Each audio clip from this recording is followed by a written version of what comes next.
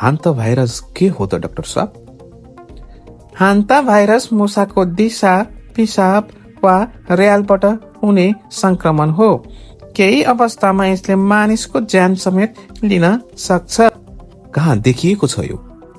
हाल क्रुज जहाजमा फैलिएको संक्रमणले विश्वको ध्यान तानेको छ। 8 संक्रमित मध्ये 3 जनाको मृत्यु पुष्टि भइसकेको छ। किन खतरनाक मानिन्छ यो भाइरस? आन्देज प्रजातिको हान्ता भाइरस मानिसबाट मानिसमा पनि सर्न सक्छ। यसको मृत्यु दर झण्डै 38% देखिएको छ। मुख्य लक्षणहरू के हुन् त डाक्टर साहब? ज्वरो, टाउको दुख्ने, मांसपेशी दुख्ने, वाकवाकी र पखला देखिन सक्छ।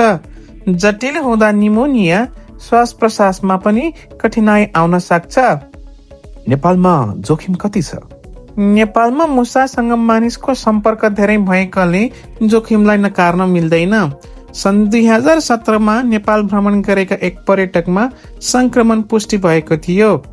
त्यही व्यक्तिमा हान्ता भाइरस पत्ता लागेको भनेर अनुसन्धान लेख प्रकाशित भएको थियो। यसले पनि हान्ता भाइरसको जोखिम नेपालमा छ भन्ने संकेत दिन्छ। तर भारतमा जस्तै नेपालमा पनि अहिलेसम्म प्रकोपको रूप लिएको पुष्टि भएको देखिँदैन। यो संक्रमण नियमित प्रयोगशालामा परीक्षणमा समावेश नगरिने हुँदा हान्ता भाइरसको अवस्था नेपालमा कस्तो छ भन्नेमा अनभिज्ञ छौं। अब के गर्न सकिन्छ? नियमित परीक्षण अनुसन्धानलाई नेपालले प्राथमिकता दिनुपर्ने देखिन्छ। सही निदान, रोकथाम र जनचेतनाले संक्रमणको जोखिम घटाउन सक्छ। विश्व स्वास्थ्य संगठनको भनाई हाल WHO ले हान्ता भाइरसको थप फैलिने जोखिम न्यून रहेको जनाएको छ। तर उच्च मृत्यु दरले विश्वभर चिन्ता बढाएको छ।